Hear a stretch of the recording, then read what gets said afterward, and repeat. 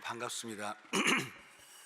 제가 목소리가 좀 쉬어가지고 잘 들리시는지 모르겠네요. 잘 들리세요? 예, 다행이네요. 예, 이번에 오니까 사람들이 물으시더라고요. 네팔에 가 있으면 제일 힘든 게 뭐냐고. 근데 그 생각을 잘 안 해봐가지고 언뜻 대답이 잘 안 나오더라고요. 뭐가 제일 힘든 건지. 근데 지금 막 찬양을 하면서 제가 제일 힘든 게 뭐였는지를 지금 막 깨달았어요. 이런 찬양에 내가 이렇게 배가 고팠었구나. 그걸 지금 막 깨달았습니다. 참 너니 찬양 좋고, 찬양 가운데 이렇게 같이, 이 찬양을 혼자 하는 것보다 여러분들이 같이 하면 훨씬 더 이렇게 찬양이 뭐라 그럴까요? 이게 배가 된다고 그럴까요? 네, 그러는 것 같아요. 그래서 이게 찬양이 배가 고팠었던 것조차도 모르고 살았었던 것 같습니다. 여러분 반갑습니다. 이렇게 찬양을 할 수 있는, 같이 할 수 있는 기회를 주셔서 감사드리고요. 제가 알기로는 한 몇 주 전에 저희 네팔 예수문학교를 다녀가셨던 팀들이 아마 여기서 선교 보고를 하신 걸로 알고 있어요. 그래서 제가 오늘 드리는 말씀이나 이런 것들이 사실 조금 반복이 될 것 같은데, 제가 그 자리에 없었기 때문에 그분들이 무슨 말씀을 하셨는지 잘 모르지만, 여러분 혹시 또 반복이 되시더라도 한 번 더 들으신다고 생각하시고, 또 오늘 먼저 말씀을 저희 한번 보겠습니다. 말씀 보기 전에 잠시 기도드리고 또 말씀으로 들어가겠습니다. 하나님, 주님의 은혜를 감사합니다. 주님께서 너무나 참 사랑하시고 축복하시는 우리 교회 임마누엘교회 부족한 종을 보내셔서 주님께서 시작하신 일을 나누게 하셨습니다. 주님, 전하는 자나 또 듣는 자, 주님 안에서 한 마음 되어서 하나님의 나라를 사모하고 하나님 나라에 쓰임받기를 간절히 소원하고 돌아갈 수 있도록 도와주시옵소서. 예수님의 이름으로 기도드렸사옵나이다. 예, 오늘 이렇게 저한테 주어진 시간이 한 25분 정도 말씀을 하셔서 빨리빨리 좀 가도록 하겠습니다. 오늘 여러분 아마 이 구절, 바디메오가 이제 눈을 뜬 구절, 아마 너무나 잘 아시는 구절일 거예요. 그리고 이렇게 겉모습만 본다고 한다면은 예수님이 하셨던 여러 기적들 가운데, 그리고 특히 딱히 이렇게 특별할 것도 없는, 너무나 이렇게 예수님께서 놀라운 일들을 많이 하셨기 때문에 딱히 특별할 것도 없을 것 같은 그런 구절이지만은, 이 구절을 한꺼풀 벗겨서 보면은 특히 저희들이 선교를 대할 때 어떤 모습으로 선교를 해야 되는지를 저희들에게 예수님께서 가르쳐 주시는 아마 귀한 구절들의 뜻이 이 구절에 있지 않나 하는 생각을 해봅니다. 마가복음 10장 46절에서 52절의 위치는 어떤 위치인가 하니, 예수님께서 이제 11장에 들어가면 예수님이 예루살렘에서 입성을 하십니다. 입성하시기 바로 전에 예루살렘 밖에서 마지막으로 행하셨던, 또 마지막으로 만나셨던 그 일이 기록되어 있는데, 그곳에서 맹인을 만납니다. 그 맹인은 아주 용기를 가지고 예수님의 이름을 부르짖으면서 예수님께 다가오죠. 제자들의 만류도 뿌리치고 나가올 때 예수님께서 그를 가까이 부르십니다. 그런데 그 후에 예수님께서 맹인을 만난 후에 벌어지는 일련의 일들을 보면은 약간 고개가 기웃거려져요. 여러분 어떠세요? 맨 처음에 보니까 40 몇 절인가요? 예수님께서 그 바디메오를 보고 물어보십니다. 내가 너에게 무엇을 하여 주기를 원하느냐? 어떠세요? 맹인에게 무엇을 하여 주기를 원하느냐라고 물어보시는 그 물음은 언뜻 이런 거를 굳이 물어보실 필요가 있을까라고 생각이 됩니다. 너무나 당연한 거 아닐까라고 생각이 되는 거죠. 그러나 그것이 꼭 당연한 것은 아닙니다. 왜냐하면 이분은 맹인이자 또 뭐였죠? 거지였기 때문입니다. 이분에게는 두 가지의 정체성인데, 하나는 맹인이고 하나는 거지죠. 그런데 거지가 된 것은 아마 이분이 맹인이었기 때문에 거지가 될 수밖에 없었을 거예요. 그렇지만 이분은 맹인이자 거지였습니다. 맹인으로서의 바람이 다르고요, 거지로서의 바람이 다릅니다. 여러분, 거지라면은 거지가 원하는 게 뭘 원했을 것 같습니까? 먹는 것, 입는 것, 덮는 것, 지금 바로 당 그분의 삶을 좀 따뜻하게 해주는 것, 온기를 줄 수 있는 것들을 원하겠죠. 그러나 그게 거지로서 바라는 것이라고 한다면은, 맹인으로서는 당연히 눈을 뜨는 것을 바라겠죠. 이분에게 두 가지가 있었기 때문에 예수님께서 그에게 물어보시는 것입니다. 내가 너에게 무엇을 하여 주기를 원하느냐? 너는 너를 거지라고 생각하느냐? 아니면 그래서 맹인이라고 생각하느냐? 너의 삶의 가장 부족한 부분이 거지로서의 부족함을 너는 보고 있느냐? 아니면 맹인으로서의 부족함을 보고 있느냐라고 물어보시는 거죠. 그가 대답합니다. 뭐라고 대답합니까? 예수님 돈 좀 주세요 라고 했나요? 예수님 따뜻한 차가 먹고 싶어요 라고 얘기했나요? 예수님 제가 덮을 게 없어요. 아니, 그분은 예수님을 만난 후에 겉옷을 벗어버렸어요. 사실 그 성경에서 겉옷은 굉장히 중요합니다. 왜냐하면 겉옷 하나밖에 없게 살아가는 사람들이 그 당시에 많았기 때문이죠. 그러나 그 겉옷마저 벗어 던지고 예수님을 쫓아간 그가 원했던 것은 먹을 것, 따뜻한 것, 돈이 아니었죠. 무엇을 원했습니까? 예수님 제가 보기를 원합니다 라고 했는데, 그 예수님께 보기를 원한다고 하면은 그거는 그분의 바람이죠. 바람 아닙니까? 그런데 예수님께서 앞을 못 보는 맹인이 제가 앞을 보기를 원합니다 라고 했을 때 예수님께서 뭐라고 그에게 대답을 하셨나요? 네가 좋은 것을 바랬다 뭐 이렇게 하셨나요? 네가 참 괜찮은 생각을 가지고 있다 이렇게 생각하셨나요? 예수님이 뭐라고 하셨나요? 너의 믿음이 너를 구원하였다 라고 말씀하세요. 아니, 맹인이 보기를 원하는 건 너무나 당연한 것 아닐까요? 그것은 그분에게 있어서 너무나 당연한 바람 아닐까요? 그러나 그것이 예수님께는 믿음으로 받아들여 주셨다는 것이죠. 맹인이 보기를 원하는 게 왜 어떻게 믿음일 수가 있을까요? 근데 그것은 믿음입니다. 왜냐하면 이분은 맹인이자 거지였는데, 이분이 지금까지 몇 살이신지는 잘 모르겠어요. 이분이 지금까지 그래도 먹고 살 수 있었던 것은 거지이기 때문에 먹고 살 수 있었고, 이분이 거지로서 그래도 행세할 수 있었던 것은 이분이 맹인이었기 때문입니다.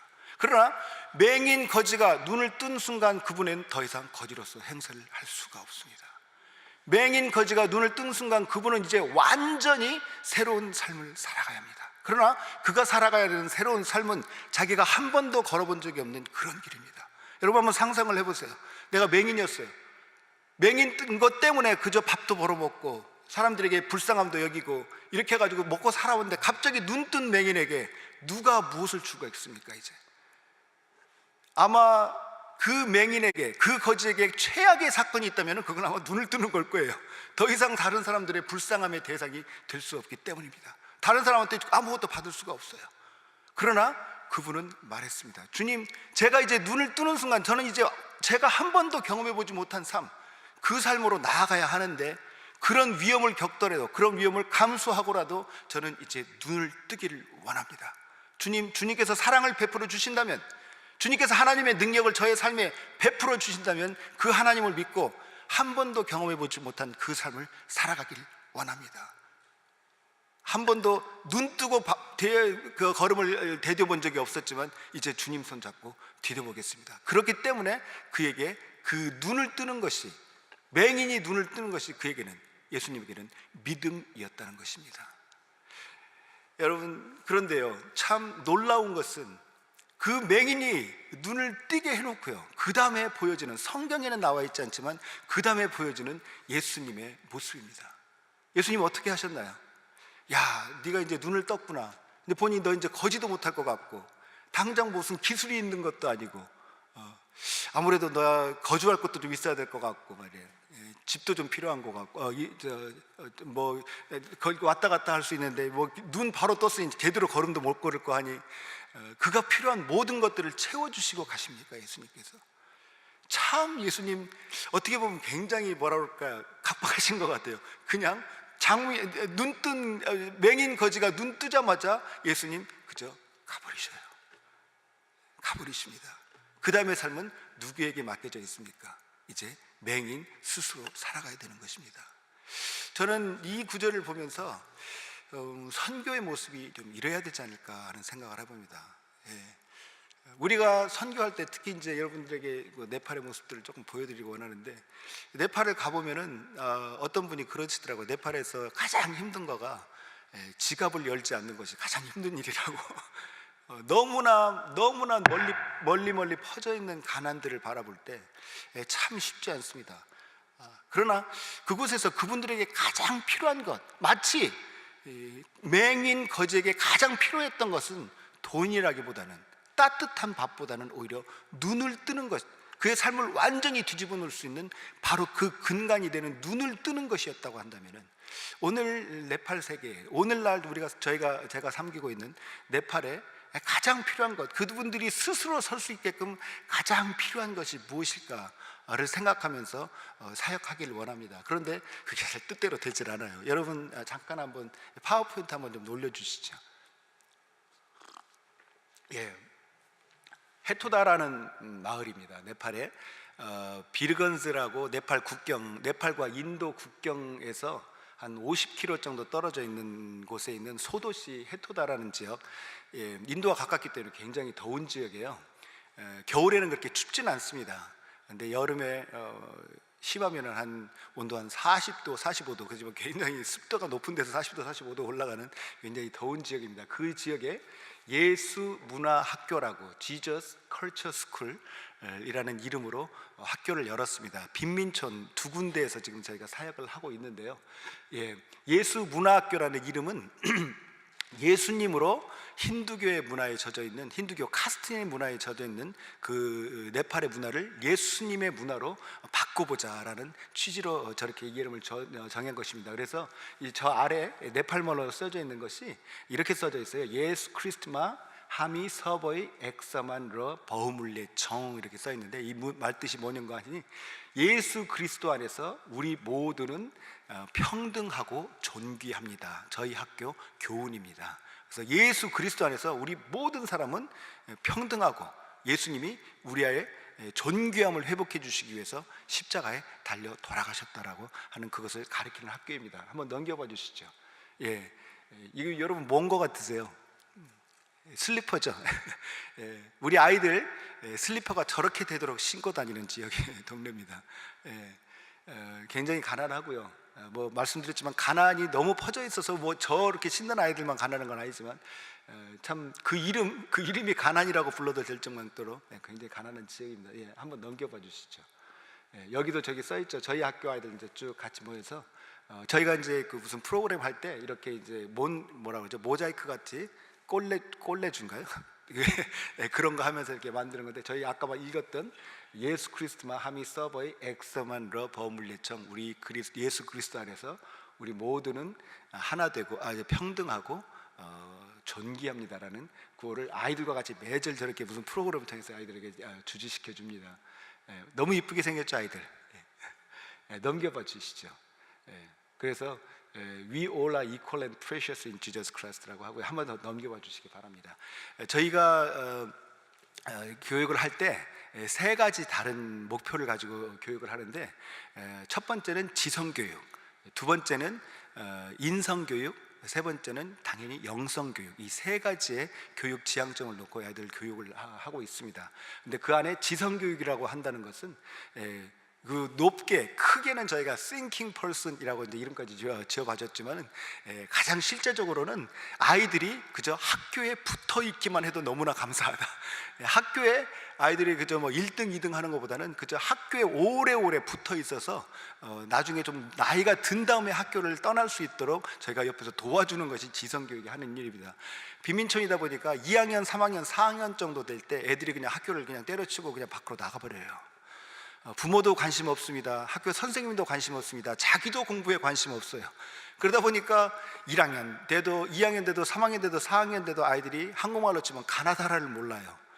근데 그거가 그냥 가나다라 모르면 없는 대로 살지라고 할 수가 있겠지만은, 이 아이들이, 특히 비민촌 아이들이 1학년, 3학년, 4학년에 학교를 때려치고 길거리로 몰리면은 그곳에서, 그 길거리에서 아이들 소매치기 배우고 동양 배우고, 특히 여자아이들 같은 경우는 길거리로 몰려갈수록, 빨리 몰려가서 그곳에서 몸 망가지고, 그리고 몸 망가진 아이들이 쉽게 인도나 이런 곳으로 팔려나갑니다.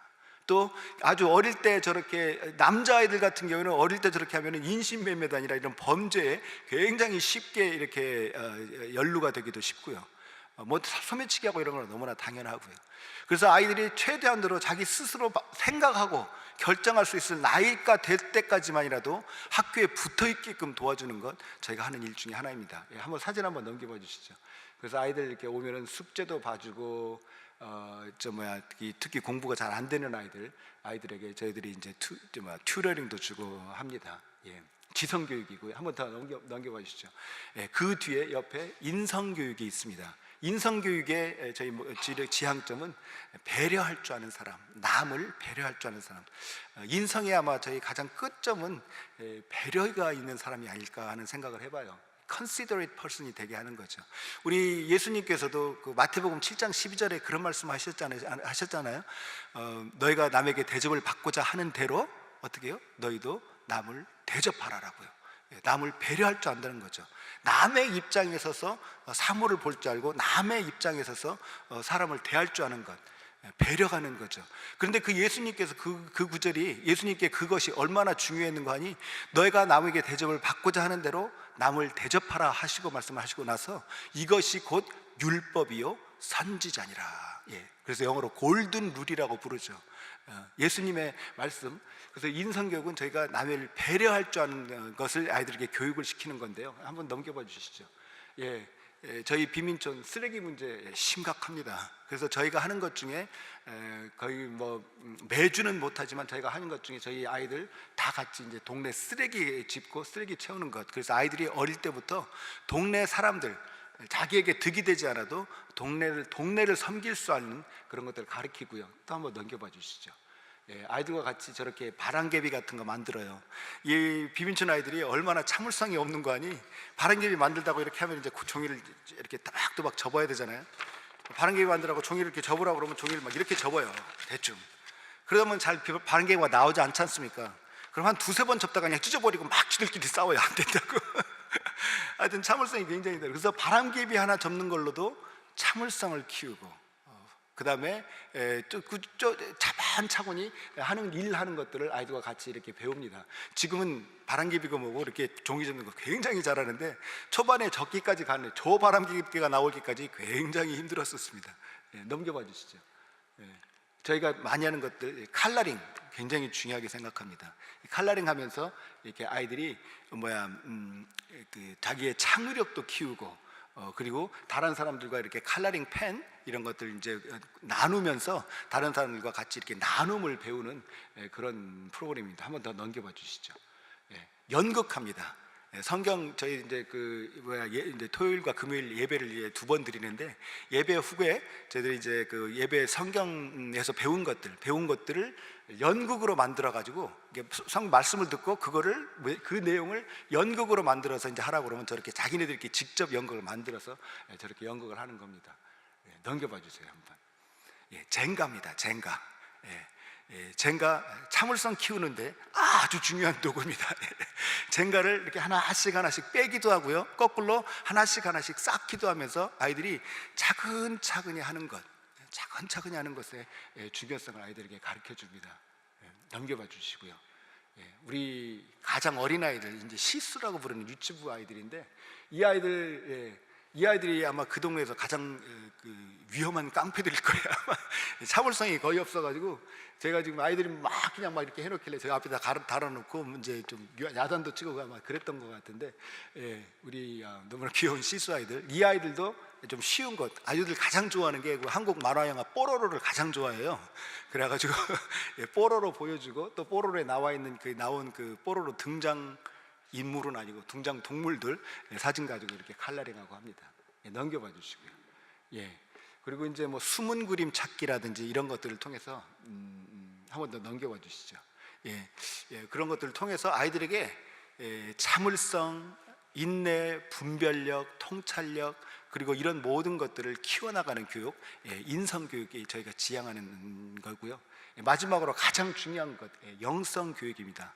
영성 교육이 저희가 가지고 있는 영성 교육의 지향점은 그리스도를 닮아가는 사람, 예수 그리스도의 제자 되는 삶, 저희들이 추구하고 있는 교육의 목표점입니다. 한번 넘겨봐 주시죠. 여기 저희가 이제 그 예배 드리는 때인데 저희 옆에 그 성경을 들고 계신 저분이 저희 학교 그 예수문학교 교장 선생님이세요. 교장 선생님이신데 저희 예수문학교가 얼마나 자랑스러운 학교인가 하니 저희 예수문학교의 교장 선생님은 지금까지 한 번도 학교를 가보시지 않으신 분입니다. 단 한 번도 학교를 다녀보시지 않으셨어요. 근데 이분이 성경을 그러니까 저 네팔말을 못 읽으시죠. 기본적으로 학교를 다녀보시지 않았으니까. 근데 성경을 읽으면서 네팔어를 스스로 깨우쳤어요. 그래가지고 성경은 그냥 줄줄줄 읽으세요. 근데 참 희한한 게 성경은 줄줄줄 읽으시는 분이 다른 글은 잘 못 읽어요. 신문을 들여다보면 신문은 잘 못 읽어요. 그런데 성경은 그냥 줄줄줄줄 읽습니다. 참 신기하더라고요. 그래서 저 우리 교장 선생님이 아이들에게 대상으로 이렇게 이제 선교도 하시고 말씀도 전해주시고 하려는 그런 시간입니다. 한번 넘겨봐 주시죠. 그게 뭐 프로젝트도 없고 그러다 보니까 아이가 저희 이제 설교할 때 여기서 칠판에다가 오늘의 설교 내용을 저렇게 이제 그림으로 그려요. 저게 아마 그 예수님께 그 비유인데 그 모든 그 거리의 모든 그 사람들을 불러서 잔치하시는 그 예수님의 그 사람들 부르는 그 그래서 이제 거지도 오고 뭐 장녀도 오고 세리도 오고 하는 그 비유에 관한 설교를 했을 때 아마 썼던 것 같습니다. 한번 넘겨봐 주시죠. 그리고 같이 아이들에게 기도 가르치고 기도하고 하는 그런 프로그램들 저희 영성 프로그램의 내용들인데요. 영성 프로그램은 말씀드린 대로 예수 그리스도를 따라가는 삶, 예수를 닮아가는 삶, 예수님의 제자 되는 삶을 살아가는 것입니다. 한 번 더 넘겨봐 주세요. 여러분 이제 저희가 곧 같이 한번 기도를 드리실 시간이 됐는데 네팔 빈민촌의 삶이 굉장히 어렵습니다. 제가 그곳에 가서 아까도 말씀드렸지만 참 그냥 눈물을 쏙 빼놓을 만한 그런 사정을 가지신 분들이 참 많아요. 그런 분들이 너무나 많은 가운데서도 제가 한 가정 말씀드리면 이 가정 어떠세요? 굉장히 행복해 보이는 그런 가정이지 않습니까? 남편이 있고 부인 있고 그다음에 할머니 친할머니 있고요. 자녀 4명 있는 이런 가정. 저 가정이 저렇게 아주 말쑥하게 오늘 빼입었는데 힌두교 축제가 있는 날 그날 자기네들이 이제 뭐 축제가 한다고 너무나 예쁘게 빼입어가지고 제가 이제 사진 한 장을 찍어준 거예요. 그런데 이 가정에 얼마 전에 이게 불운이 닥쳤어요. 저기 사진에 보이시는 좀 무뚝뚝해 보이지만은 저 아버지 되는 사람 그 아들이 이제 12살 9살 7살 그리고 5살 난 아이 4명 있는 저 집에 아버지가 어느 날 시체로 발견이 된 거예요. 다리 밑에서 시체로 발견이 됐는데 어떻게 죽었는지 누가 죽였는지 아무도 알 수가 없습니다. 집안이 완전히 난리가 났죠. 그래서 본인인데 가봤는데 벌써 이렇게 시체로 발견이 된 그날 벌써 이분들이 이제 시체를 태우니까 태워버렸더라고요. 그래서 어떻게 된 건지를 물어보니까 시체를 부검을 하려면 그 부검비를 가족이 돼야 된다 그러더라고요. 근데 그 가족이 돈이 있나요? 그러니까 그냥 돈이 없으니까 그냥 시체를 인수받아서 그냥 태워버리고, 그러니까 살해를 당한 건지 어떻게 죽었는지 알 수가 없는, 저 아빠 참 무뚝뚝하지만 굉장히 성실하게 일했던, 그래서 참 아이들과 가족들을 서포트했던 그런 사람인데, 저 어머니, 엄마 그 왼쪽에 있는 그 여기 이제 빨간 거 띠까 붙임 저 아주머니가 지금 나이가 27살입니다. 그런데 큰 아들이 12살이에요. 그런데 이 아주머니는 남편이 살아있을 때도 알코올 중독이 좀 심했어요. 그래서 아침부터 일어나면 이렇게 막 술에 취해 있고 이제 이런 사람이었는데, 남편이 죽고 나면은 오히려 정신을 차리고 이제 자기가 전부 다 책임을 져야 되기 때문에 아이들과 함께 뭐 좀 살아보겠다고 살아야 되는데, 오히려 알코올 중독인 이분이 오히려 술을 더 마셔야 될 이유가 하나 생겼듯이 오히려 더 술에 취해서 살고, 그러다가 어떤 날은 또 정신이 들면 나가서 일을 하기도 하는데 술에 취해서 사는 날이 더 많아지는 그런 날을 보면서 참 저런 가정, 제가 이제 예만 하나로 들어서 여러분들에게 말씀을 드리는데, 저런 아픔을 참고 가는 사람들, 참 빈민촌에 여러 가정들이 있습니다. 그냥 너무나 이제 예가 많아서 여러분께 다 말씀을 드리기는 시간이 너무 부족할 것 같아서 제가 이제 말씀을 마쳐야 될 시간이 됐는데, 저 아이 맨 앞에 큰 아이, 이제 헐이라는 아이인데요, 남자아이 큰 아이 있죠. 학교 관둔 지 한 1년 됐습니다. 아버지 돌아가시기 전에부터 조금 말씀을 피우더니 학교를 관뒀는데, 이제 아빠까지 없으니까 요새는 제 엄마하고 막 치고 패고 싸우더라고요. 엄마하고 같이. 이 아이들, 여자아이들 2명 보이시죠? 이 아이들, 저 아이들이 아빠도 없는 상황에서 엄마도 자기도 책임지지 않고 그렇게 살아가는 생활을 살아간다고 한다면 저 아이들 저렇게 예쁜 아이들 인신매매로 팔려갈 확률이 굉장히 많습니다. 그래서 저희가 저희 예수문학교에서 아주 특별 관리하고 있는 그런 가정 중에 하나인데, 여러분 이제 같이 기도하시면 되나요, 목사님? 네, 여러분 같이 기도하실 때 특히 우리 허리의 가정을 위해서 좀 많이 기도해 주시면 다 감사하겠습니다. 물론 네팔에 저희가 섬기는 빈민촌 두 군데, 한 군데는 한 400가정 정도가 있는 버너스바티라는 빈민촌이 있고요, 다른 한 군데는 빈민촌 가정이 한 250가구 정도가 있는 너야버스티라는 가구가 있는 곳인데, 그 다 합쳐서 저희가 섬기는 데가 한 650가구 정도 되는 그런 빈민촌을 저희가 섬기고 있는데, 그곳에서 저런 아픔을 삶고 가시는, 제가 이제 예를 하나만 드렸는데 저런 아픔을 품고 가시는 분들이 참 많이 있습니다. 그렇기 때문에 뭐 저 가정만 위해서 기도달라고 부탁드리는 건 아니지만, 저런 아픔을 품고 살아가는 사람들에게 저희 예수문학교가 진정으로 지혜 있는 사역을 그들에게 할 수 있도록 기도해 주시기 바랍니다.